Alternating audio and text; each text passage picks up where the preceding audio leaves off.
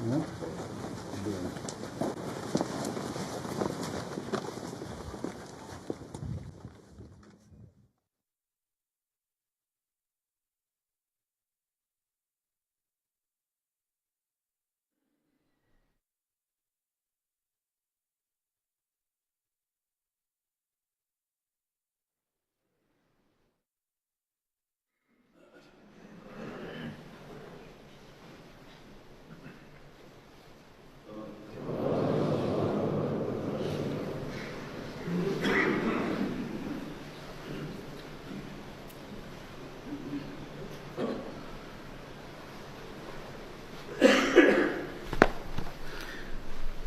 अस्सलाम वालेकुम रहमतुल्लाह। अभी बाहर मैंने मस्जिद के इफ्तिताह की जो प्लेट लगी हुई थी उसको पर्दा उसका हटा दिया, वो तो इफ्तिताह हो गया। हज़रत खलीफा मसीह सानी रज़ियल्लाहु अन्हु ने जब रब्बा की मस्जिद मुबारक का इफ्तिताह फरमाया तो उसको फरमाया था कि इफ्तिताह से पहले 2 नफल का इंतजाम होना चाहिए, लेकिन उस वक्त तो इंतजाम नहीं हो सकता था। तो उन्होंने फरमाया कि हम सजदा शुक्र करेंगे। अमूमन रवायत यह है कि मैं जब उसको पर्दा हटाता हूँ प्लेट का इफ्तिताह की तो वह दुआ करते हैं। आज उसी तरीक़ पर अमल करते हुए मुझे दुआ के अभी मैं सजदा शुक्र करूँगा, आप उसमें शामिल हों। अल्लाह ताला ने एक छोटा सा मरकज़ हमें अता फरमाया, ये मस्जिद अता फरमाई, और उसके बाद फिर बाकायदा खुतबा शुरू होगा। सजदा शुक्र करें। अल्लाहु अकबर।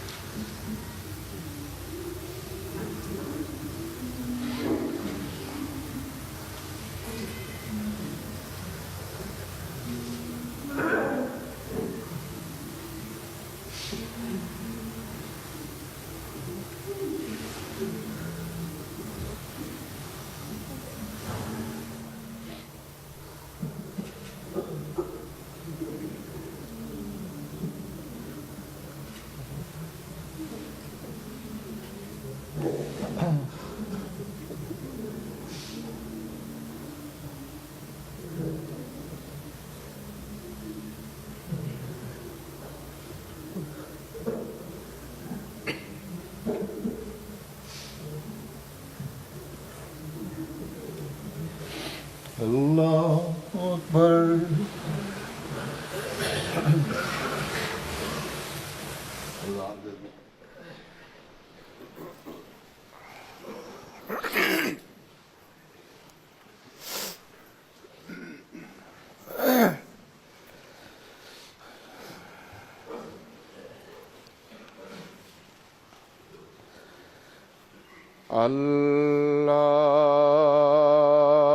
अल्लाहु अकबर। अल्लाहु अकबर।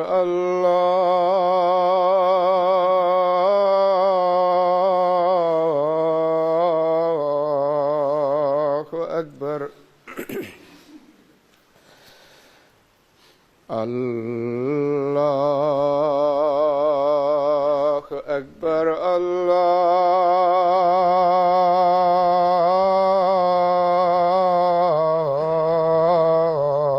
अल्लाहु अकबर।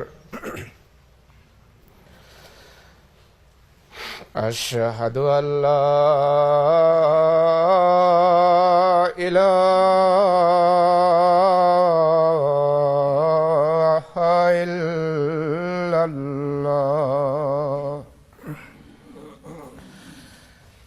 أشهد أن لا إله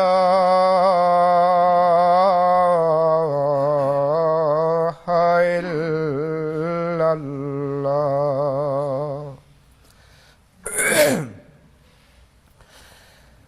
أشهد أن محمدًا رسول الله.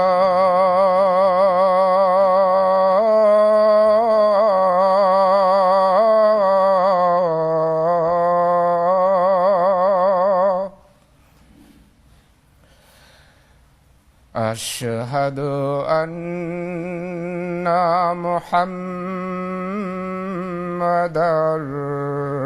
رسول الله. حي على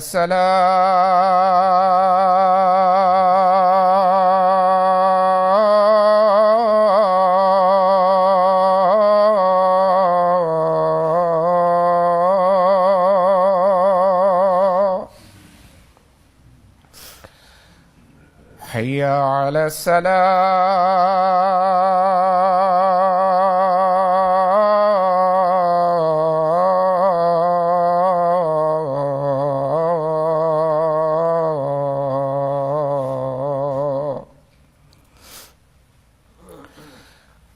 حي على الفلاح.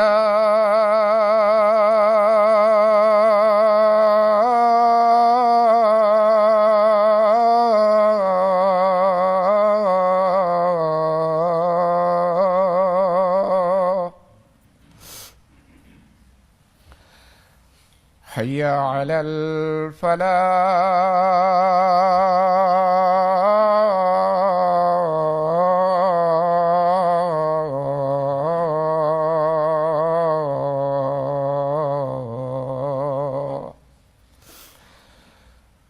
الله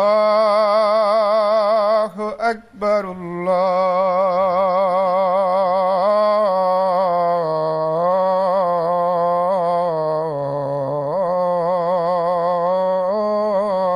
الله أكبر.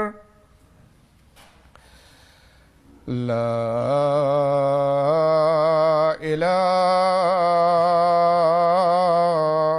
إلا الله.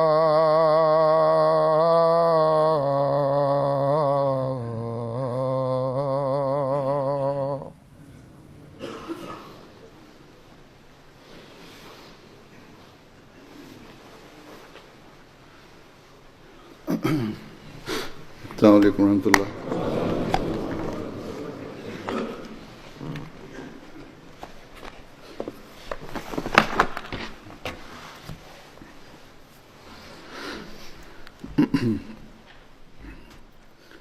أشهد أن لا إله إلا الله وحده لا شريك له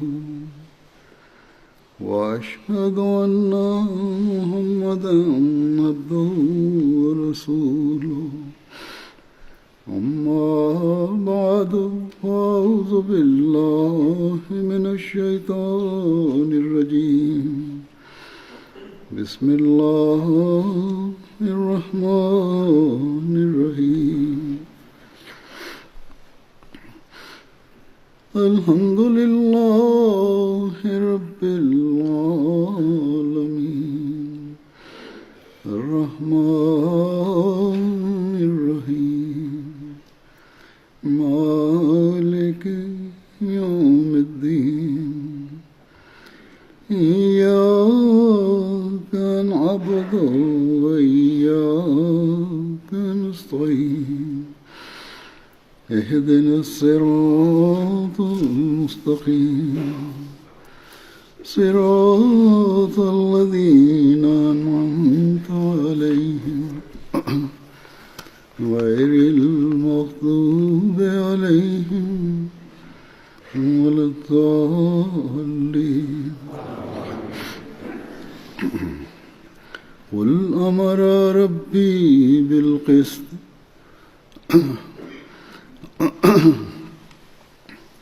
قل أمر ربي بالقسط وأقيموا وجوهكم عند كل مسجد ودوه مخلصين له الدين كما بداكم تعودون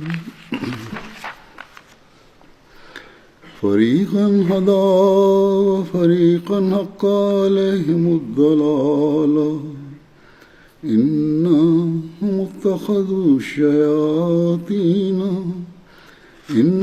اتخذوا الشياطين أولياء من دون الله ويحسبون أنهم مهتدون يا بني آدم خذوا زينتكم عند كل مسجد وكلوا واشربوا ولا تسرفوا إنه لا يحب المسرفين.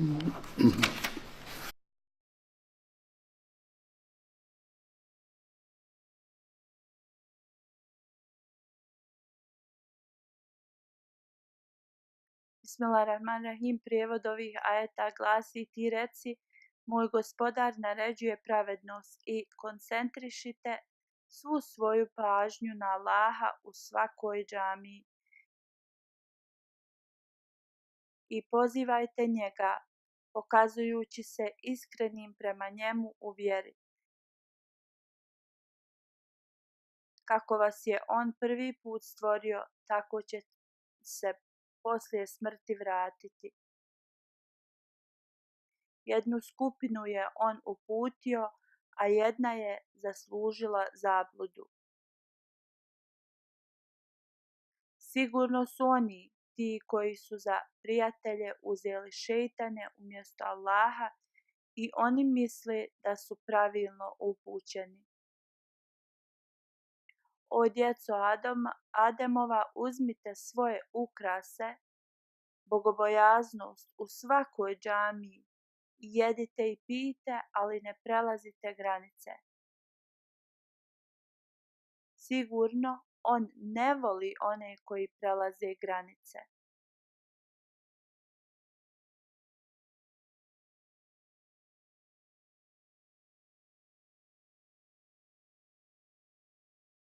Alhamdulillah, sva hvala pripada uzvišenom Allahu koji nam je omogućio da održimo džumu ovdje u džamiji u Islamabadu.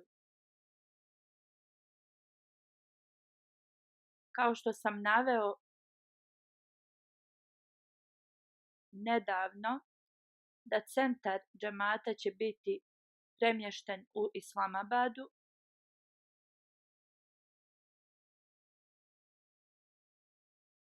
i da su uredi oko Fazl džamije postali premali i sad veći uredi su nam potrebni i oni se izgrađuju. Uz milost uzvišenog Allaha sad smo postigli uz velike radove šta smo imali u cilju za Islamabad.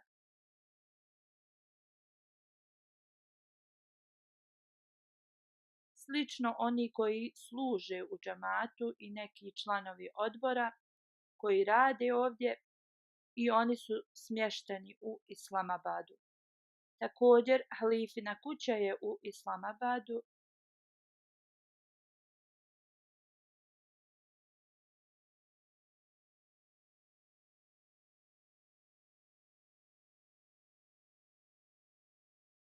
I gdje se halifa vremena nalazi, njegova kuća, neophodno je da ima i džamija. Tako da halifa vremena može da predvodi namaze. I ljudi mogu da dođu i da se pridruže tim namazima. Također drugi programi kao što je dars i govori i oni trebaju da budu u prisustvu halife.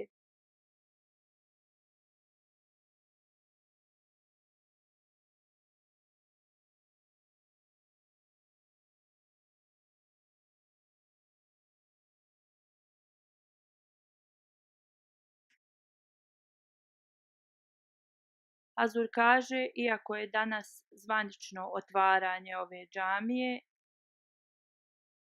trebamo da znamo da čim sam se ja preselio u Islamabad, ova džamija se koristila za dnevne namaze i druge programe.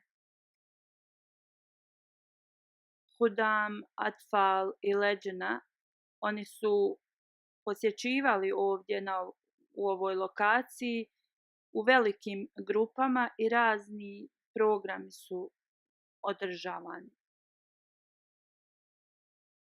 Nisu imali nikakvih poteškoća da dođu ovdje i također nikakve poteškoće nisu bile da se oni ugoste i da im bude ugodno. Ova džamija je otprilike 4 puta veća od Fazl džamije i kad je neka delegacija došla, kao oni su rekli da je ova džamija mala za njihove potrebe. Hazur kaže, ova džamija također ima dodatne prostorije koje su uz džamiju i direkcija prema kibli je napravljena tako da ljudi koji ne mogu da stanu u ovu džamiju mogu da budu u toj drugoj prostoriji. Hazur kaže ukratko šta želim da kažem jeste da u Velikoj Britaniji i također širom svijeta u zadnjih 10 godina velika pozornost je data u svim džematima da se izgrađuju džamije i uz pomoć uzvišenog Allaha džamije se prave svugdje po svijetu. Kako god ova džamija kojoj sam ja dao ime Mubarek džamija, ona ima posebno značenje zbog toga zato što halifa vremena također živi ovdje. Hazur kaže 29 centralnih radnika žive ovdje sa svojim porodicama i njihove nove kuće su vrlo lijepo izgrađene. Također spomenuo sam da su ovdje sad i neki uredi i ja mogu da imam veći kontakt s njima zato što se nalaze ovdje. Hazur kaže ova džamija i ovo mjesto ovdje je centralno mjesto i oni imaju posebno značenje za nas. Da uzvišeni Allah podari da ova džamija bude slična Mesdžid Mubarek, da bude blagoslovljena, da bude Mubarek. Hazur kaže kad se trebalo dati ime ovoj džamiji, neka druga imena su razmišljaju o nekim drugim imenima. Onda mi je naumpala objava koju je obećani Mesija alejhi selam dobio, koja glasi Mubarekun ve kulun amrin mubarekin yuđilu jeđalu fi. Prijevod u riječima obećanog Mesija alejhi selama znači neka ova džamija bude izvor blagoslova i neka svako blagoslovljeno djelo bude urađeno u njoj. Da uzvišeni Allah podari da dove obećanog Mesija alejhi selama u Mubarek džamiju u Kadijanu, koje je on uputio uzvišenom Allahu, i njegova duboka želja za širenjem Islama širom svijeta i za pobjedu Islama širom svijeta, neka njegove dove budu reflekcija i u ovoj džamiji. I u Velikoj Britaniji, Europi i širom svijeta, od ovog mjesta neka se širi Allahova jednoća. Neka je ovaj centar uvijek blagoslovljen i svi poslovi i projekti koje halifa započne, neka su uvijek puni Allahovog blagoslova. I da i ova džamija, kao što je džamija u kojoj je obećani Mesija alejhi selam uputio ove molitve, bude blagoslovljena.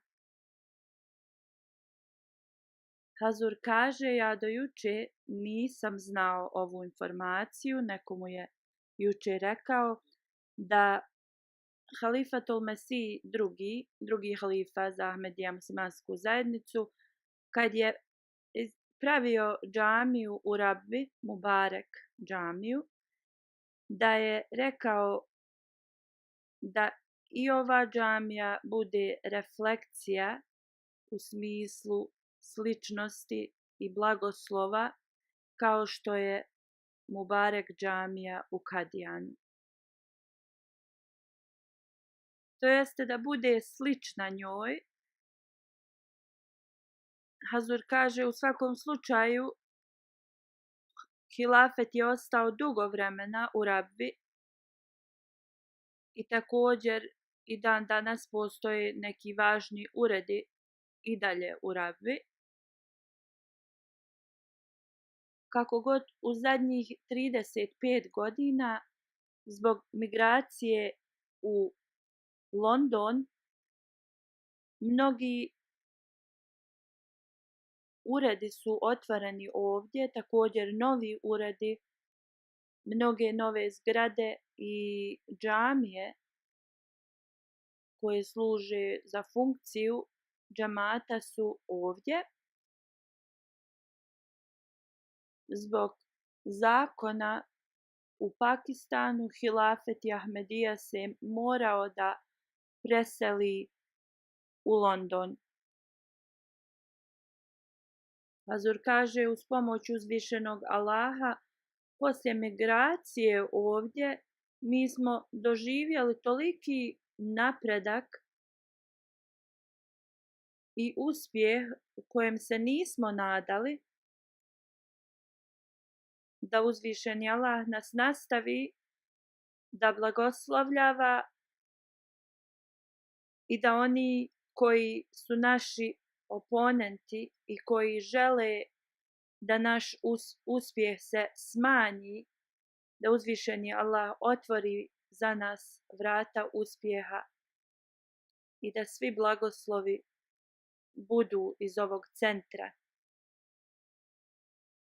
Stanje ovih ljudi koji žele da zaustave naš uspjeh i progres i naše blagoslove jeste takvo da mi je neko pokazao snimak na društvenim mrežama da neki političar u Pakistanu govori da mi smo stavili zakon da Ahmedi ne mogu praktikovati svoju vjeru ovdje. Sad je kao nova vlada došla i njima je odobreno da u Islamabadu započnu svoj centar. Hazur kaže, oni su govorili u vezi Islamabada u Pakistanu, a ne u vezi ovoga. Također, jednom je tako neki drugi političar rekao dao ovako sličnu izjavu i onda kad je shvatio da te informacije nisu bile tačne, onda je on rekao da je on napravio grešku u svojoj izjavi. Hazur kaže, u svakom slučaju ovo je razmišljanje ovih ovosvjetskih materijalističara. Šta oni misle? Da naš uspjeh je radi neke ovosvjetske vlade koja nam pomaže. Ne, naš uspjeh dolazi jedino od uzvišenog Allaha. Uspjeh Ahmedija muslimanske zajednice ne zavisi od bilo koje vlade. Dok god mi budemo pratili naređenje uzvišenog Allaha, dok god se mi budemo trudili da postignemo blagoslove uzvišenog Allaha, onda nama niko neće zabraniti da dobijemo ove blagoslove uzvišenog Allaha i da se naš uspjeh nastavlja. Hazur kaže, oni koji su blagoslovljeni da žive ovdje u ovom centru i oni koji traže da kupe kuće blizu u okolini ovog centra, onda oni trebaju da rade naporno, da promijene sebe na takav način. Hazur kaže, dželse su se održavale ovdje na ovom mjestu dugo godina do 2004. I susjedi ovdje i komšije, oni su upoznati sa našom zajednicom. Ali pošto je ovo nova era Ahmedijata, ljudi će da gledaju na nas sa velikom pažnjom. Odjedanput Ahmedi žive ovdje u ovoj okolini i traže da kupe zemljišta i da prave kuće ili da kupuju kuće.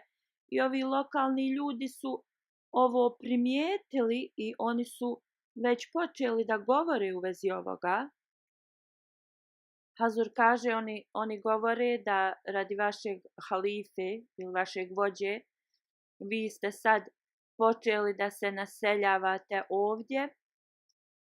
Hazur kaže, zbog ovoga vi sad morate da pokažete najbolji, što više moguće najbolji primjer ovim ljudima. Znači, da li to bilo u vezi pravila vožnje, saobraćaja, nije važno u vezi čega, vi morate da pokažete najbolji primjer ovim ljudima. Tako da radi bilo koje greške, bilo koje osobe, ovi ljudi ne bi dobili pogrešnu sliku Islama. Da samo govorimo da smo zahvalni uzvišenom Allahu, a da to ne ide uz naša djela, onda je to samo prazna priča. Prava zahvalnost uzvišenom Allahu je da naše svako djelo, sve moguće što mi radimo je u skladu Islama. Jedino tad ćemo da ispunimo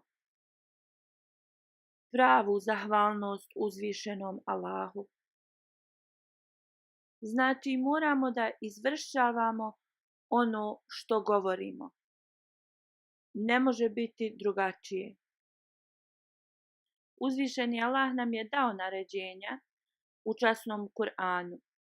Ajete koje sam ja proučio na početku, ako mi budemo ih pratili i izvršavali naređenja iz njih, ne samo da ćemo mi ispuniti prava prema obožavanju, ali također s tim ako budemo praktikovali, onda ćemo da ispunimo i naše dužnosti prema Allahovim stvorenjima.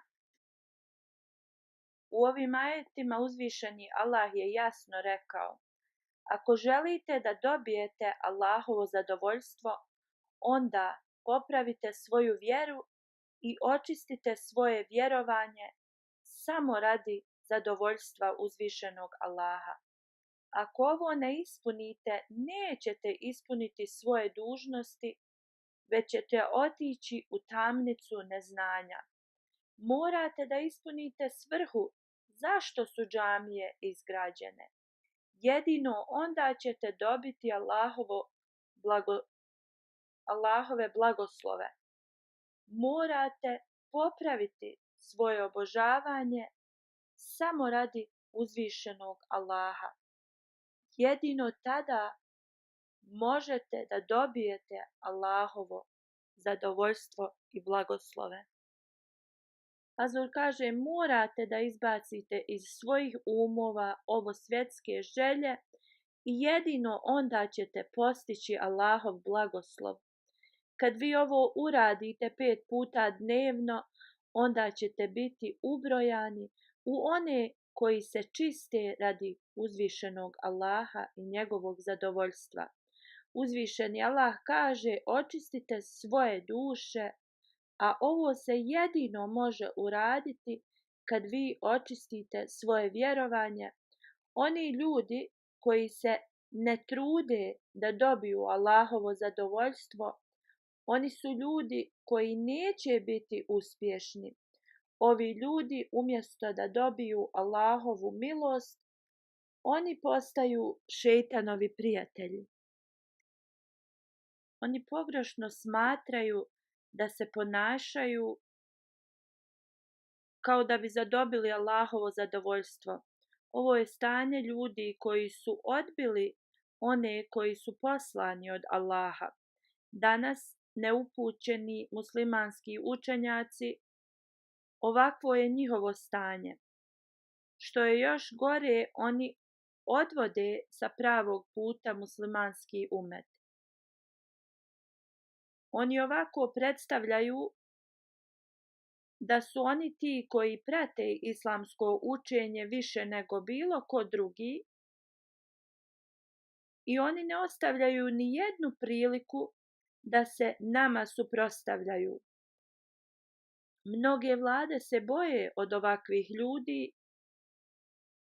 Vidimo ovih dana u Karačiju u Pakistanu da ovi učenjaci nastoje i daju sve od sebe.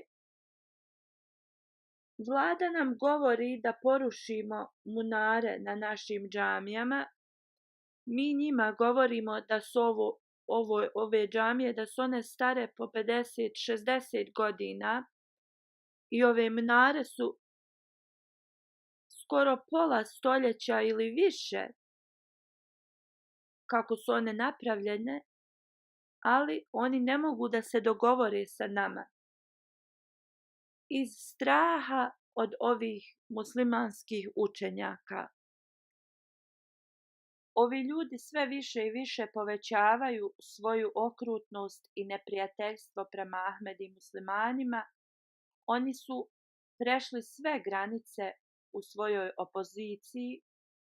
Uzvišeni Allah kaže u vezi ovakvih ljudi da zabluda, to jest pogrešno shvatanje, je postala potreba za njih.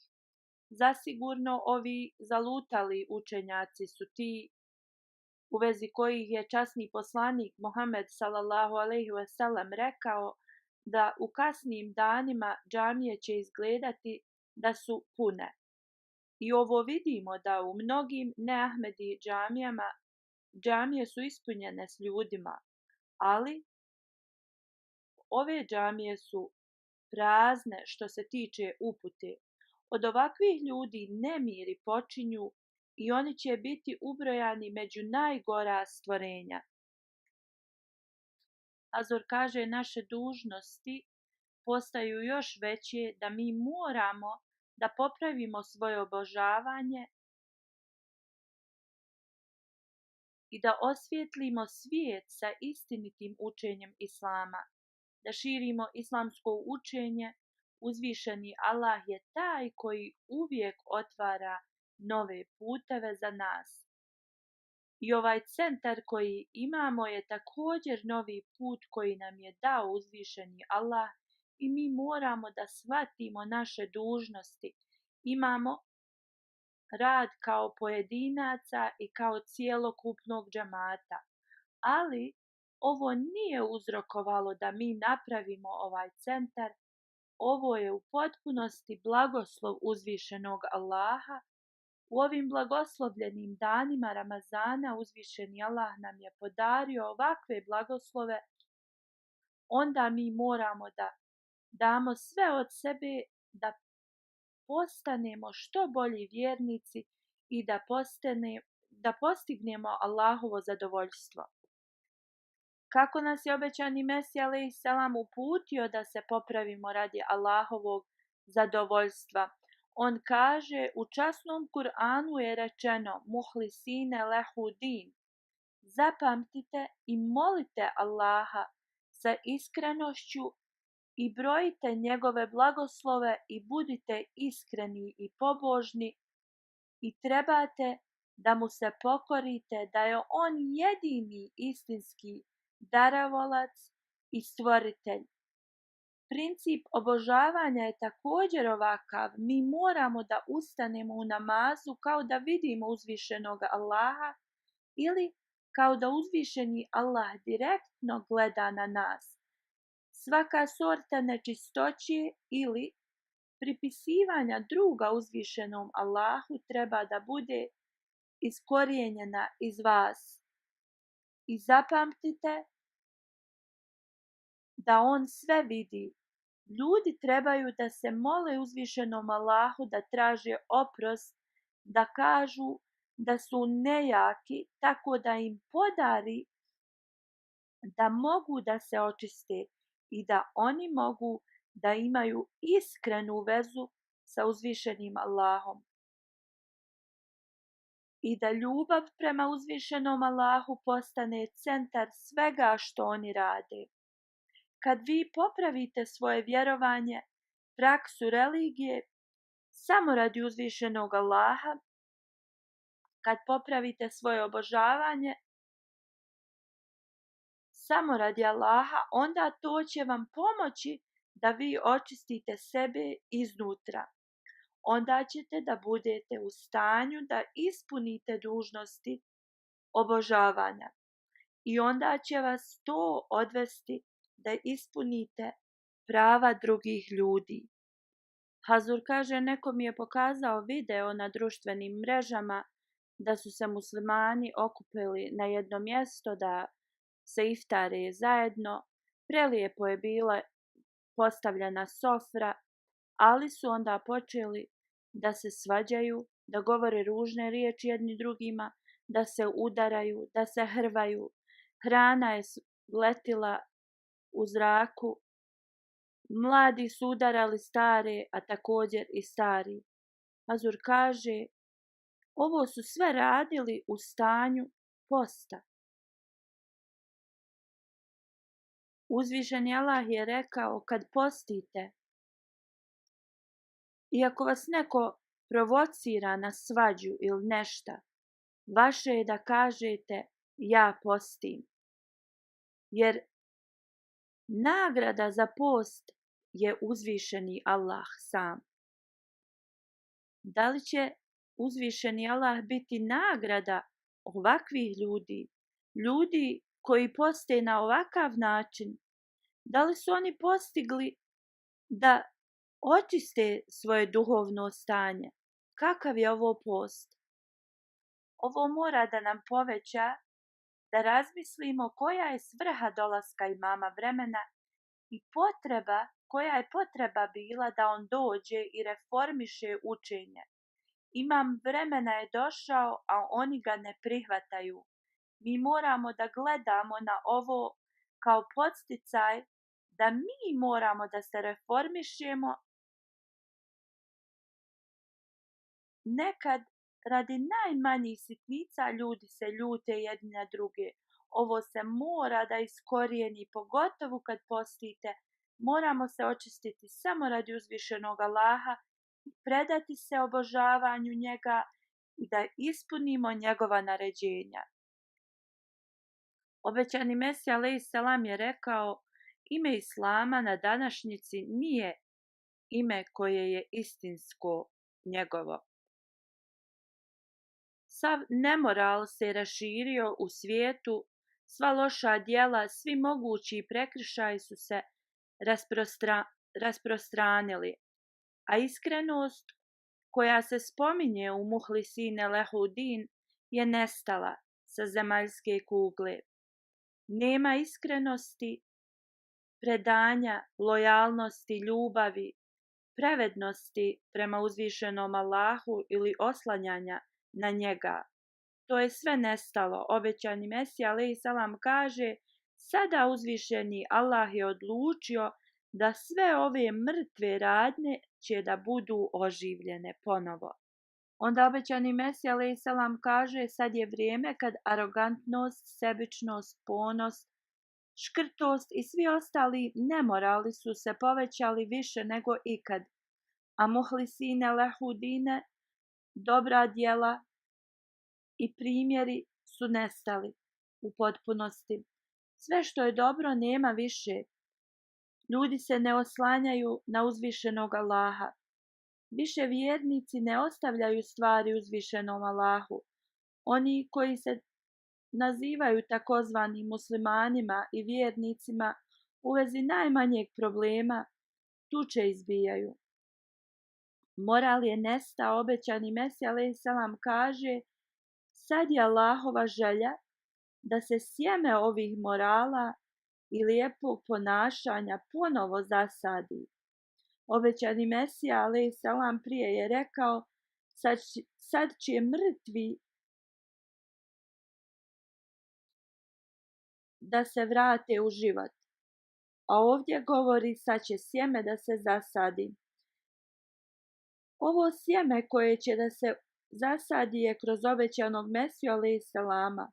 Allahovom voljom da preporodi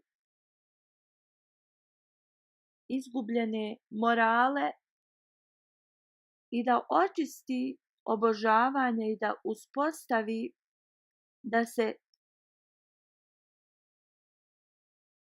ispunjavaju dužnosti prema uzvišenom Allahu i čovječanstvu. Sve ovo će da se postigne kroz obećanog Mesiju a.s. a to je Allahova želja da će ovo da se popravi kroz njega. I ovo je također ispunjeno preko obećanog Mesija a.s. Sad to zrno koje je zasađeno, naša je dužnost da postane i preraste u grane i drveće, a ovo je jedino moguće kad mi popravimo svoje obožavanje. Trebamo da popravimo bilo koje nedostatke koje možemo da imamo. Naš prioritet je Allahovo zadovoljstvo iznad svega ostalog. Obećani Mesija a.s. je rekao, jedna od stvari koje trebamo da radimo je iskrenost. Ako u našim djelima nema iskrenosti, ako ne radimo sve da bi dobili zadovoljstvo od uzvišenog Allaha, onda ta djela su beskorisna. Vaši namazi će biti poništeni. Ovo je također upozorenje za sve nas. Dok god kompletno ne očistimo svoju praksu i namaze, od njih nećemo imati koristi. Obećani Mesija a.s. govori, neka je jasno da časni Kur'an ima duboku vezu sa čovjekovim ponašanjem i moralom, do te mjere da nas časni Kur'an uči kako da jedemo i pijemo, jer ovo utiče na naše duhovno stanje i ponašanje. Hazur kaže, kao što sam spomenuo ranije, ove ljude koji su došli da zajedno iftare i onda su se posvađali i potukli, njihovo ponašanje je pokazalo koje je njihovo duhovno stanje. Na način na koji su se oni ponašali, njihova duhovnost je nestala. Ovo treba također da bude upozorenje za sve nas. Obećani Mesija a.s. kaže, ako je to stanje i ako to stanje predstavlja šerijat, na primjer, ako mi posolimo nešto, to postaje slano. Slično, naša djela imaju efekat na našu duhovnost. Na primjer, što se tiče Allahovih naređenja o piću i jelu, o osnovnom ponašanju, da jedemo u umjerenim granicama, ako ova djela su urađena prema Allahovom naređenju i šerijatu, onda će oni da poprave naše moralno stanje. Obećani Mesija a.s. Dalje kaže da vaše moralno stanje na moralno stanje duboko utječe na duhovno naše stanje. Zbog toga sve u časnom Kur'anu je povezano prema fizičkom i duhovnom i to ide jedno uz drugo. Kad se fizički očistite i ispremite i vrlo ste čisti i uređeni, onda jedino tad ćete moći da se i iznutra očistite. Ova filozofija je kompletno istinita, da stanje tijela utiče na vašu dušu. Na primjer, kad počnemo da plačemo, iako plačemo pretvarajući se, čim ispustimo suzu, odjedanput to učini naše srce tužnim. Oko onda slijedi srce i počne da bude tužno. Kad se smijemo, i na primjer ako se smijemo na zor, onda se mi počnemo osjećati sretno. Također, možemo da spazimo kad fizički padnemo na seđdu, to prouzrokuje poniznost i želju u našem srcu i duši.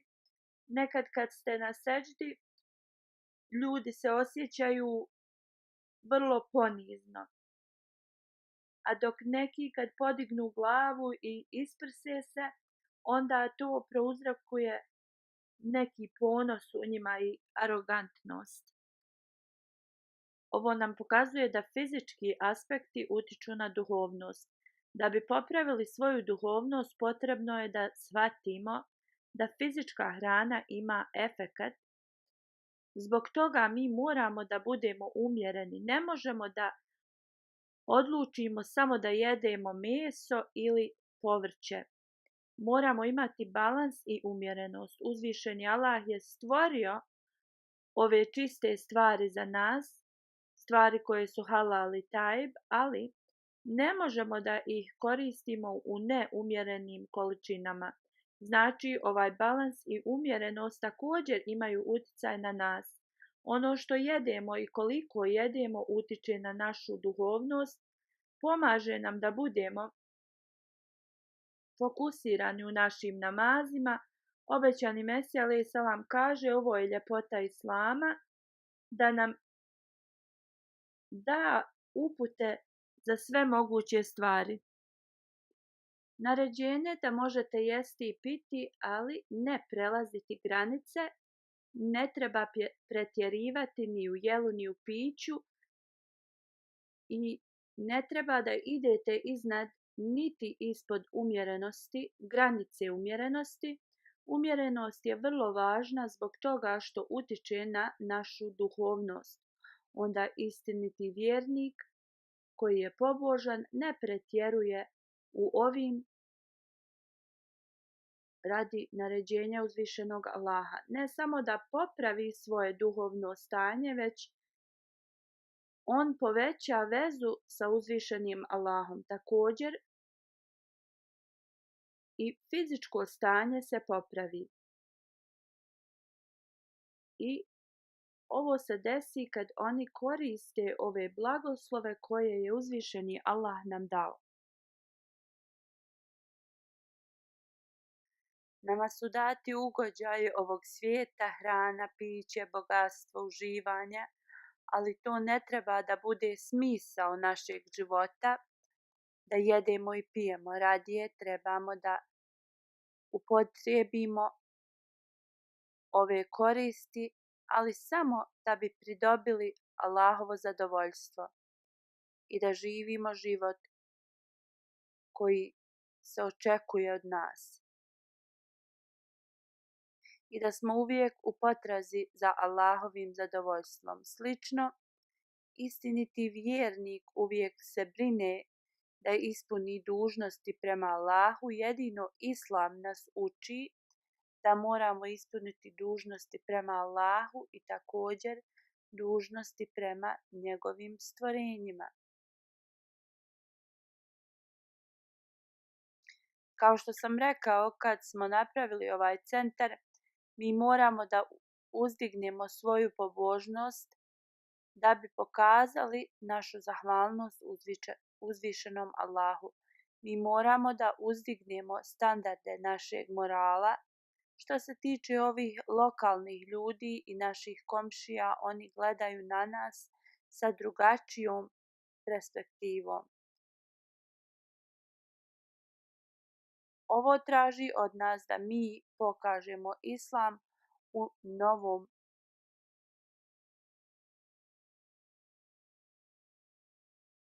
na novi način, kroz naša djela i kroz naše riječi, i ovo moramo da uradimo više nego ikad prije. Ako mi ovo ispunimo, onda će da bude ovo izvrstan tablik, to jeste širenje vjere. Ovo će nas učiti da budemo oni koji su zahvalni uzvišenom Allahu i koji će biti primaoci njegovih blagoslova. Ovdje moramo da istaknemo da neki ljudi su vrlo dobri što se tiče njihovih komšija i ljudi izvan kuće, kako god u svojim kućama sa svojim suprugama i djecom, oni se ne ponašaju na ispravan način.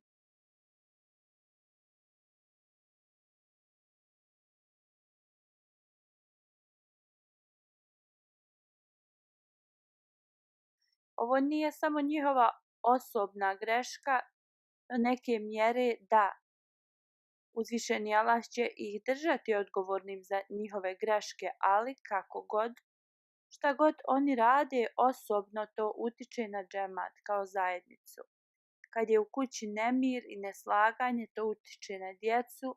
Umjesto da postanu dobri članovi zajednice, oni odlaze iz zajednice i iz religije. Da bi sebe očistili radi zadovoljstva uzvišenog Allaha, moramo se pobrinuti za djecu i buduće generacije.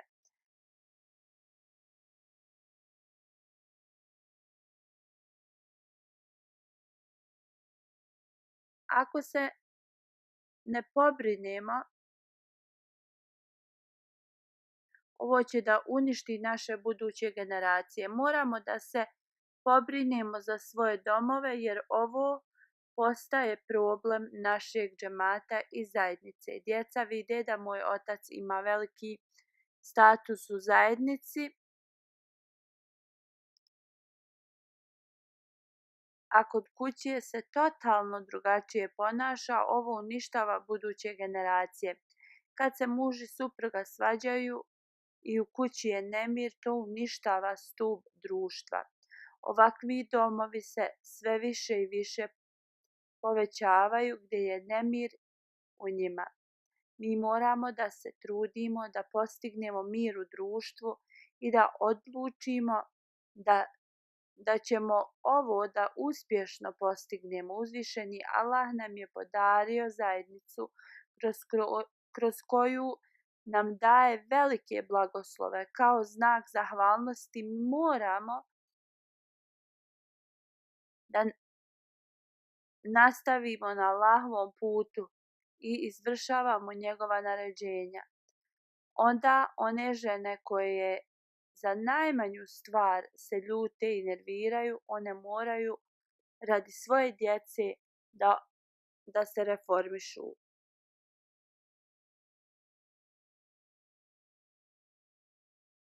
Učinite ovaj Ramazan drugačijim.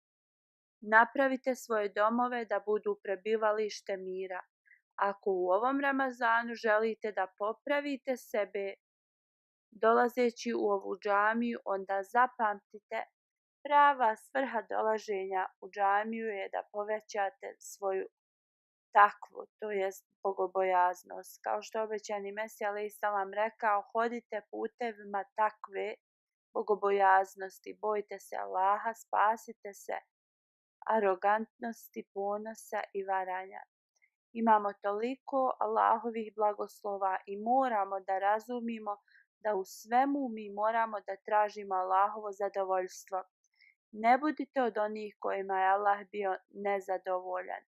I uzvišeni Allah je učinio njihove molitve izvorom njihovog lošeg kraja.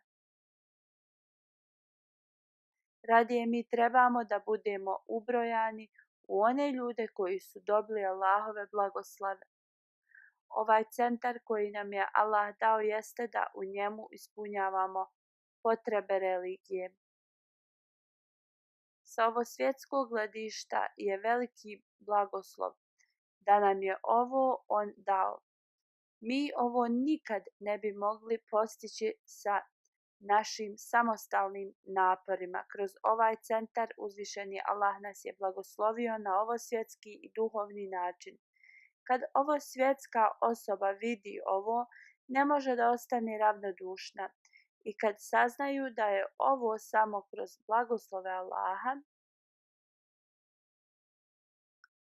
da je ovo postalo moguće samo uz blagoslove uzvišenog Allaha, nasuprotno, mi smo mala zajednica i mi imamo vrlo malo prihoda i tako dalje. Ovo je kroz žrtvovanje Ahmedi muslimana da se sve postigne. Kad osobe koje nisu član našeg džemata vide ovo, vrlo su iznenađeni i shvataju da i danas taj živi Bog je s nama i on pomaže kome on hoće. On nagrađuje koga on hoće. Na ovaj način i ovo svjetske osobe se promijene i naš tablik širenja vjere počne da ima uticaj na njih. Da bi pokazali postojanje Allaha, vrlo je važno da mi praktikujemo šta govorimo. Naša djela i ponašanje treba da ima uticaj u dobrom smislu na druge. Ukratko, šta god mi radili, mi moramo da padnemo Allahu na seždu i budemo zahvalni, jer samo kroz njegov blagoslov mi smo bili u stanju da ovo postignemo. Iako je ovo mjesto malo, kao što sam rekao, vrlo je važno mjesto za nas jer je ovo naš centar. U ovoj zemlji koja je puna onih koji pripisuju druga Allahu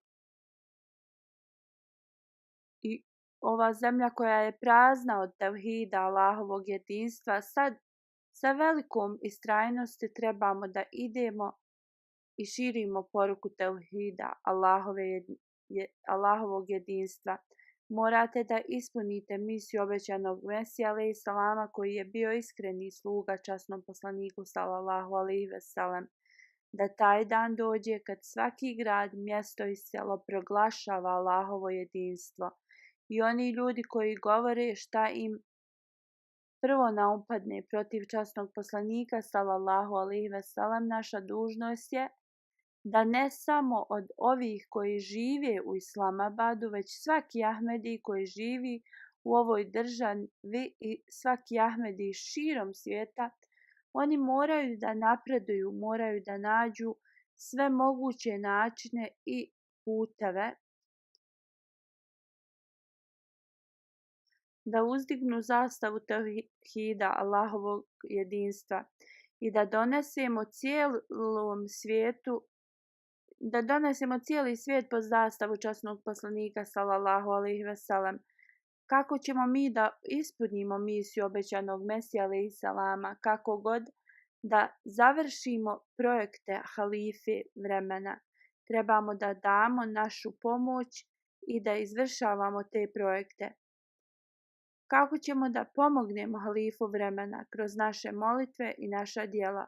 U ovom mjesecu Ramazanu uzvišeni Allah nas je blagoslovio da džamija bude otvorena u Ramazanu. Ovo se nije nijednom desilo u toku mog hilafeta, a ja ne znam da li se to desilo sa prijašnjim halifama. U ovom blagoslovljenom mjesecu, kad su dove primljene, iskoristite ovo i neka vam bude od koristi Molite se za progres džemata, molite se za to da je naš centar baš u svakom dijelu svijeta. Molite se da se ovaj centar nastavi da širi i da se Ahmedi nastave doseljavati ovdje, da doživimo da svijet dođe u okružje Islama, da sve spletke neprijatelja propadnu, da se put povratka u Rabovu otvori, također u Kadijan koji je dom obećanog Mesija alejhi selama, da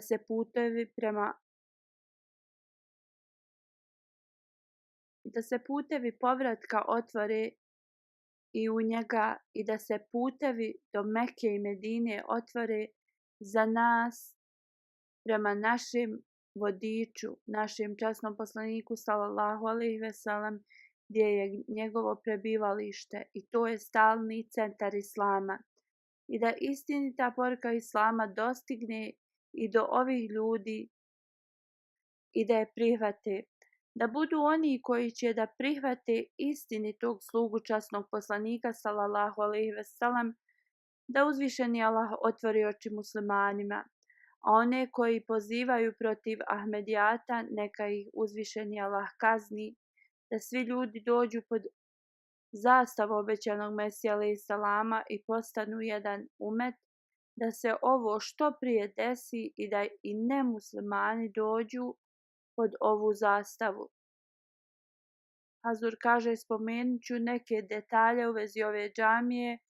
Uz blagoslov uzvišenog Allaha, prostorija u džamiji u nju može da stane oko 500 ljudi.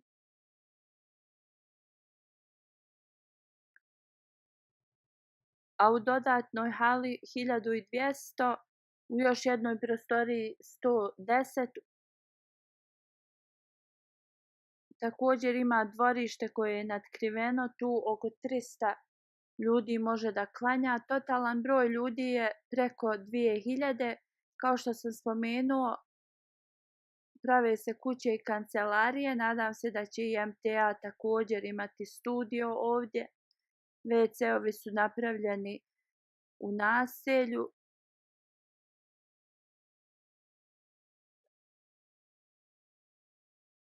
Također,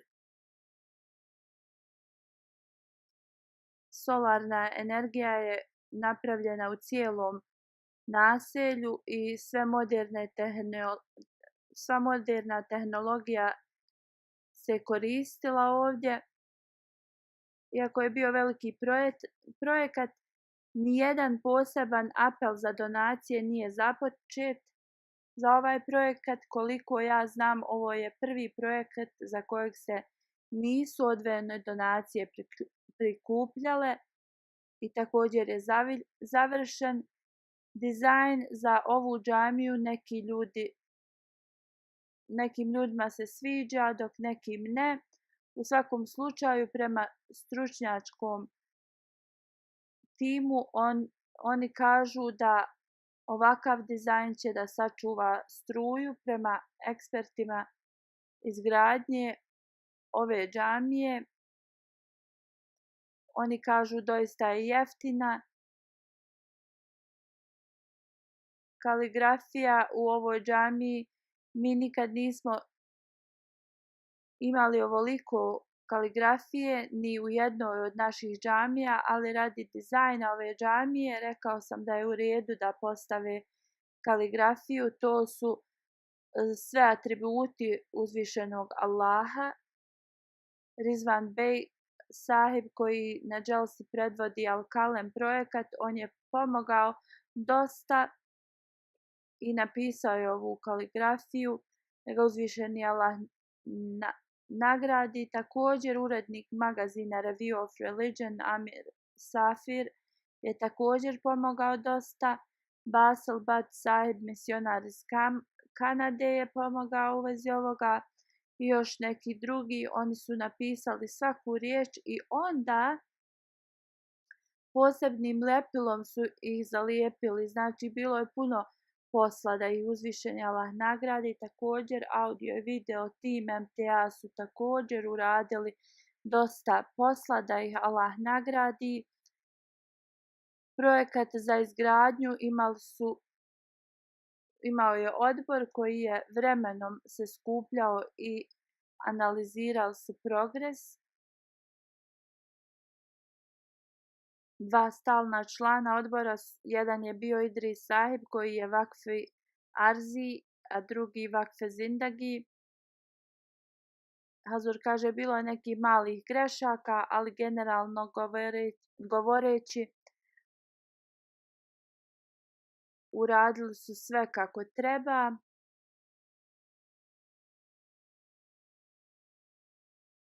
Ovaj se posao i dalje nastavlja, mnogi su radili na ovom projektu.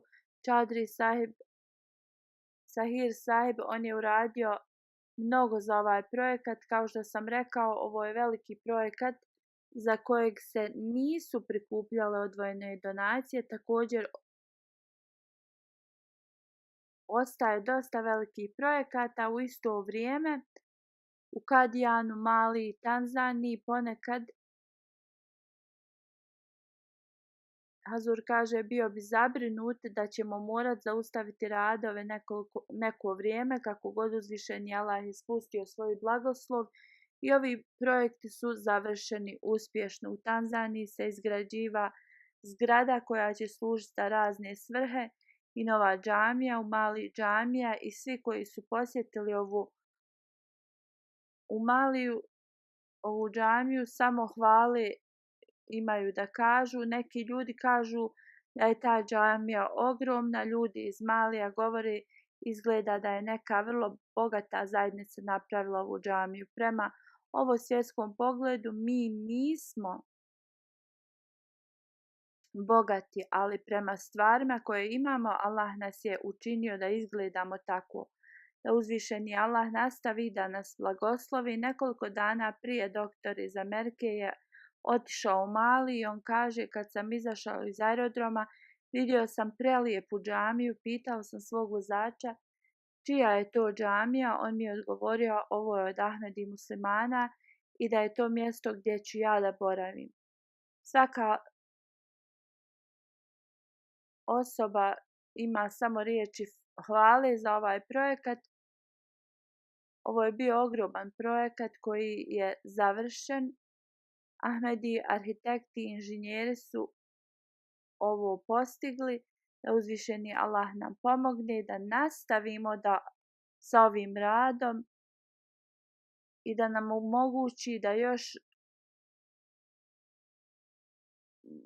omogući još ovakvih projekata. Uzvišeni Allah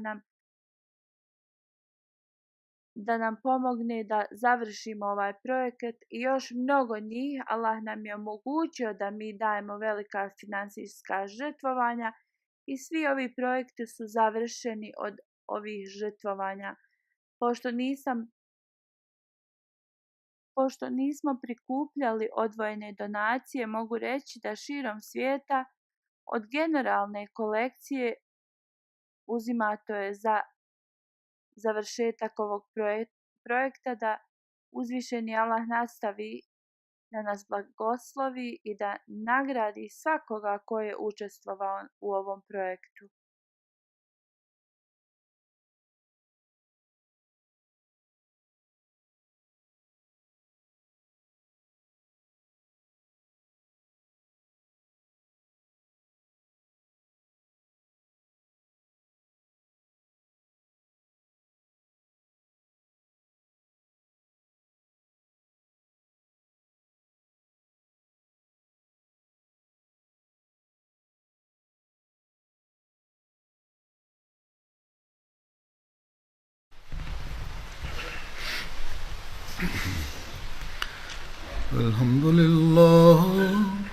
الحمد لله نحمده ونستعينه ونستغفره ونؤمن به ونتوكل عليه ونعوذ بالله من شرور أنفسنا ومن سيئات أعمالنا من يهده الله فلا مضل له ومن يضلل فلا هادي له ونشهد أن لا إله إلا الله ونشهد أن محمدا عبده ورسوله عباد الله رحمكم الله إن الله يأمر بالعدل والإحسان وإيتاء ذي القربى وينهى عن الفحشاء والمنكر والبغي يعظكم لعلكم تذكرون اذكروا الله يذكركم وادعوه يستجب لكم ولذكر الله أكبر